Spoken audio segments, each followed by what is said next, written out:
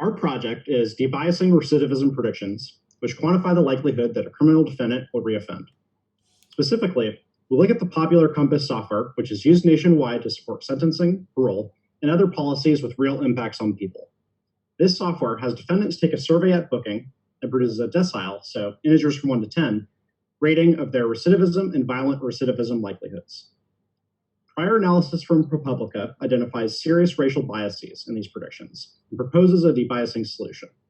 In our project, we're exploring ways to extend this analysis to more variables and more thorough metrics. Generally speaking, there are three main categories of debiasing in the literature. The first is pre-processing, which changes the data up before a model ever sees it, possibly by messing with the weights or removing part of the data. We implemented one such model, reweighing, using research from ProPublica as our baseline. The next is in-processing, which we focus on. This tries to debias the training process itself.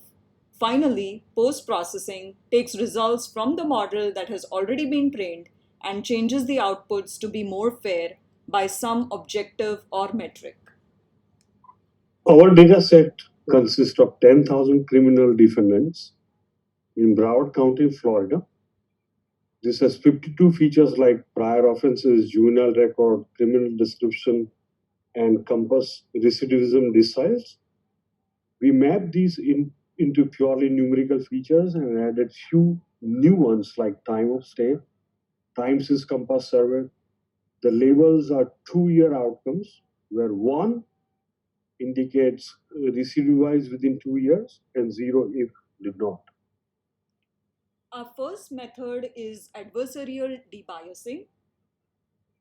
Here, an adversarial neural network penalizes the loss of the main neural network if bias can be detected from the logits of the main neural network.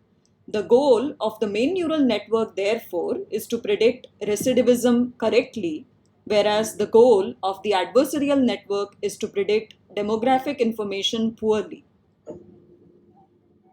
Our second method is bias regularization. This adds a bias penalty, which is very analogous to L2 regularization. So you can imagine the cost function is error plus L2 norm plus bias.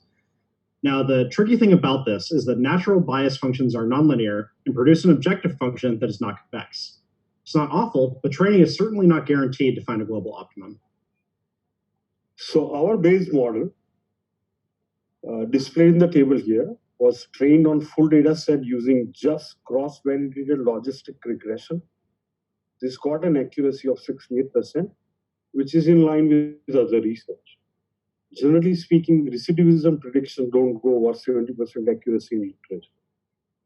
The reweighing model, which we re-implemented from ProPublica, was able to mostly maintain the accuracy, but struggled to reduce bias. We suspect that the method does not scale well with classes, and it worked perfectly well when we tested on purely just 2 gender variables, and okay on 4 race variables. The adversarial debiasing, with this we were able to reduce the disparate impact to 14% while maintaining accuracy to 64% when alpha was 1. We noticed that when we tried to reduce the bias further, the accuracy dropped. We believe this could be because our adversarial network currently only detects whether or not the race is Black or Latino. We plan to investigate if detecting multiple classes will help reduce bias while maintaining accuracy. Okay, our final model, bias regularization, was able to substantively remove all the disparate impact for both variables, race and sex. Our best model, with eta equals 125, got accuracy of 65%, which is pretty close to our baseline. However, depending on the eta selected, sometimes the model got stuck at a local maximum. This is expected since the bias function is nonlinear. However, as you can see in this chart, we still have some issues. For example, look at the grid for Black males. The predicted labels are balanced after thresholding on 0.5. However, Black males are still more likely to receive a high prediction rating, even though the mean is fairly similar to other classes. So if our model was used with any other threshold, it's super biased again.